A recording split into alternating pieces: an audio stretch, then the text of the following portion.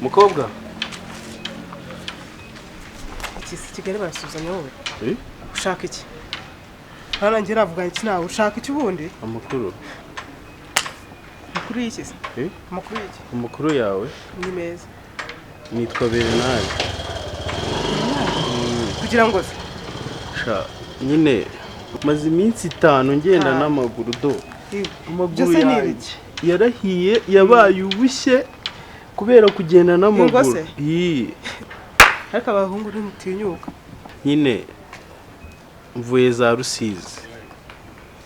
Ndenze uturere turenga magana nzani Kigali. Barambwiye yuko ubuzima hano Kigali bworoshye. Urumva? Rero rwose nawe urabibona. Ntago meze neza. Ibaze nawe iminsi 5. Minsi 5? Narya nanywa nta kintu na kimwe. Noneho amaguru. Ubu ngubu rwose ndumva meze nabi. Majemereka kwipfisha. Meze nabi pedo no mu nda. Hangari Kigali. Nta kintu kiri. Usugiye ko kukabya. Nukuri. Umuntu umugabo nkawe. Undi akakwiye kwasigaye mu cyari naha nago baza gutera inuza. Terserera abantu. Uko nukuza kurusha abantu. Agera hano Kigali. Waje uko iki Kigali. Nje gushaka ubuzima. Ubuzima si bushaki iwanyu. Kare ari iwacu se kari mu cyaro nta kigenda. Ese urajya ngo tuvumaye cyane Kigali. Rwose dore. Umusore nkawe akakwiye bagumye iwanyu mu cyaro. Uko mvuga ko ubuzima bukagenda neza ngandebera we. Nkubwire. No guhagarara ndumva byananiye. Ahubwo ufite ikibazo. Eguka neza tuvugane sibyo? Ntago nabishobora. Ushaka iki se? Ikibazo cy'inzara. Ushaka iki se? Ine ikintu nashaka kukubwira. Nashaka kukubwira wamfashije wenda ukamamagana 5 ngajya kugura karindazi nagako. Amafaranga Kigali turaturagura. Amfasha ndakubwira. Usukura amafaranga yabuze. Ushaka ngahe? Ariko yewe. Aya ngaya. Aya umva reba nukoreho we. Amafaranga yarabuze. Ukumva natwe twigigaye tuba twacanywe n'izuba ryatwishinga ushaka amafaranga. Va. Kana soni. Undi muza kwijya abateka mutwe Kigali. Mwajya mugumye wanyu mugahinga. Hagi ngushaka amafaranga. Amafaranga. Umva amafaranga? Wataye umutwe. Oya. Umva amafaranga naga ari ikintu cyo gukinisha hanga Kigali. Urukumva nushaka usubira wa shajureka. Reba nukoreho. Urukumva n'ikindi gihe. Nakora. Wataye umutwe nguje Kigali. Wagiye ugashaka mu kazi mu cyaro. Cye. Tagira babarira abantu.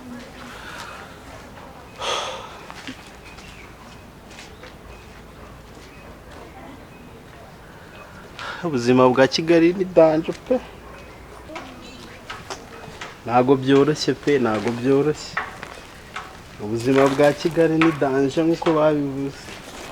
Mvuye ngiyo za Rusizi ngo nanjye guhiga ubuzima Kigali. None biranze. Ko nashoboye no kugenda se. Ko numva byananiye. Ndakora iki se? Mukobwa nawe narimbonye mwiyambaje game 500 wenda ngure n'agakoma nawe arabyanze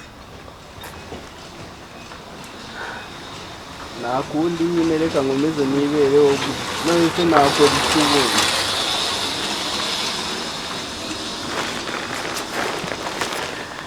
nakundi nyine wenda ari umunsi nzahura n'abagira neza bakamfasha none se ko nta kundi kuntu nabigenza Imana itanga umugisha mu mujyi ni nawe utanga mu cyaro gutakira abanyakigali nabyo ni ibintu bigoye nk'ubu narinzi yuko uriya mukobwa nimubwira yumva ikibazo cyane cy'inzara reba ibirenge byanjye reba ukuntu meze wenda akamfasha gusura uruhago rwanjye narwo ko rurimo agapantaro n'agapira byonyine sinanabigurisha ngo mbone n'ubigura ariko byibura ndabona hari undi yewe mukobwa umukobwa bite sawa bite nabona urancubuje ese ko ncubuje nabi urashaka iki nabone nzi ko muri Kigali yacu babasize ibyo ni ibiki usubonye ndi umusazi ibyo ni ibiki nyine navuye pfiriye iyo ngiyo za Rusizi naje gushakisha ubuzima ubwo nawe uje muri za Kigali rero ngo uje gushaka ubuzima natwe tuyirimo twarakubiswe nawe wikoreye umutwe ngo uje Kigali gushaka ubuzima sawa baba abantu b'i Kigali bose ubanza ari bamwe, nta mwiza urimo ntaki, abantu babiri bose bancaho nta muhwe. Ubuse ndabaye ntaho kurara, ntacyo kurya, ntacyo kwambara, maze iminsi 5 nakaraba, inda yanjye none igifu kiri kundya. Ubuse nakora iki koko? Nta kintu nakora, ubuse ibyo kuguma hamwe nyine. Umva cyakoze i Kigali nta mikino, sinasubira i Rusizi n'amaguru ngo nzagereyo, noneho napfira mu nzira. Ubwo nyine kiriho kamebera urwaje da, kamebera urwaje nyine, wenda ndaza kureba ko ndi burare mu mateme, nta kundi.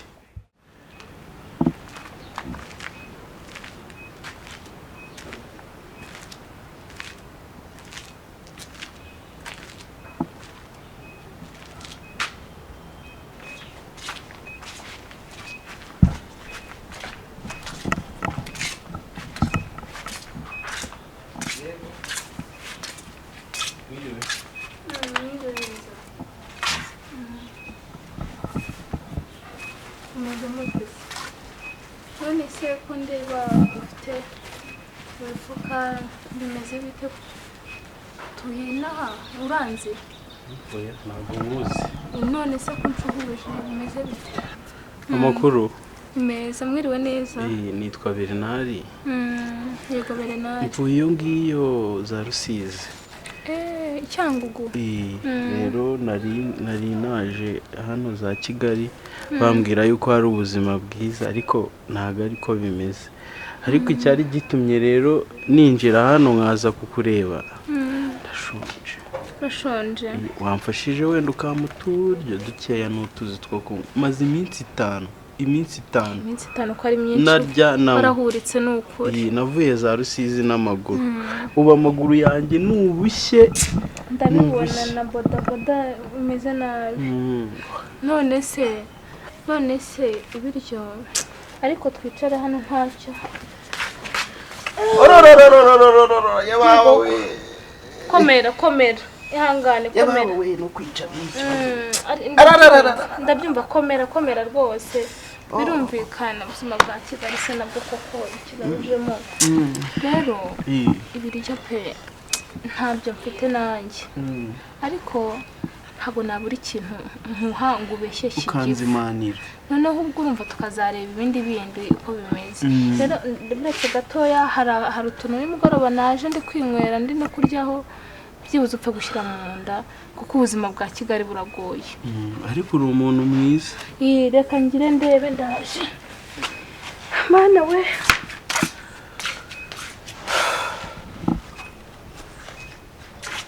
Nisho nanjye mbonye icyo kurya.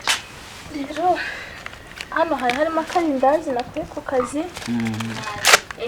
Urihangana akaba kita serviette ugafatisha kubera waciye hano henshi. Gafate akanga kura ugafatisha irindazi kugira ngo ugabanye humura n'ibyawe ngatora.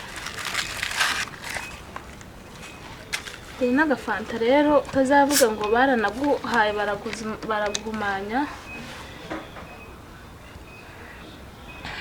Ngaho rya.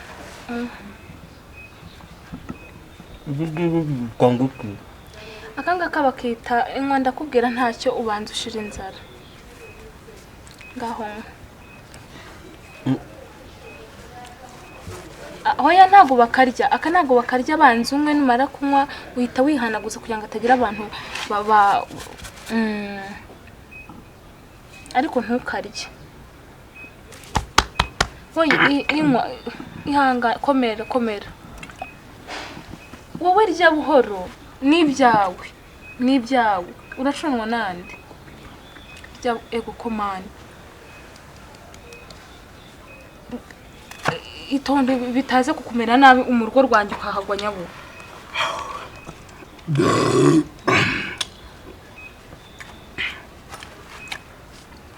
Wari upfenda kanyago. Umva ko aba mu Kigali yarangoye.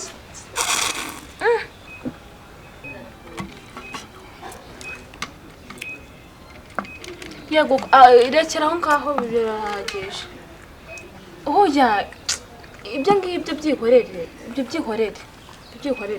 nta kintu bimaze ngaho zana tujya kujugunya. Urakoze pe urakoze cyane. Ntacyo mfite cyo kuguha ariko ni uko nguko nyine nari mpagaze ni uko bimeze. Urankoreye pe urankoreye cyane pe. Ese ugiye kwerekezayo abandi? Nyemereye wanyihera icumbi kuko nta naho mfite wo kujya. Iyi Kigali rero iragoye kuvuga ngo urabana n'umuntu nanone se koko ubu nzagusiga mu nzu curuza inyanya hari haruguru. Ubu nzagusiga mu nzu uri mu nzu koko njye gucuruza inyanya nta kintu uri gukora. Mfasha wa mubyeyi we mfasha rwose mfasha. Reka nkugire inama uragenda ujya ku bipangu komange noneho basi ubone akazi ko gufura uzabona itike basi gusubiza iwanyu kuko ngenda umukene nanjye mfite abana bagiye ku ishuri nubwo bana ntuye muri kino kizu nanjye ndakodesha mbamo nkodesha.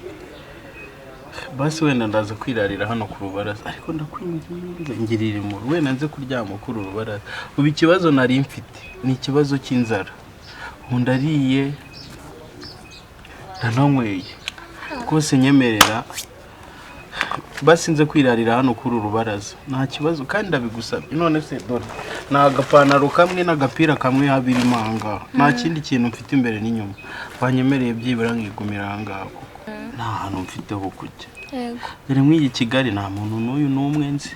Abo nakozeho bose nagiye mbona hariya hanze baniraga ishoti nta muntu n'umwe wigeze anyereka impuhwe.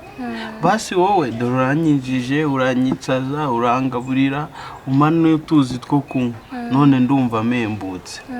Wamfashije byibura ntunyirukane ndakwingize wenda ntundaze mu nzu ariko umira ibaraza njye nirarira. Humura rero nanjye nzunguza hano haruguru inyanya ubundi muri weekend abakire baba bavuye mu kazi nkajya gufura nibwo buzima tubayeho.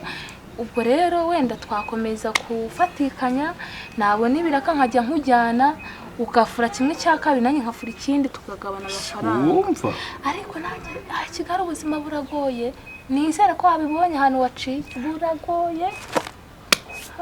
Ni ibibazo kuko nanjye mba ndi kumwe na bene mama abantu bose nibyo nanjye nataye umutwe agahinda kagiye kuzanyica ariko dukora amaboko mu mufuka dukore bariya bose wabonye uko biri kose tuzaza ubwo tubaye babiri nshobora no kwaka ibiraka byinshi ugakora nanjye nkakora tukazara ko tubona amafaranga.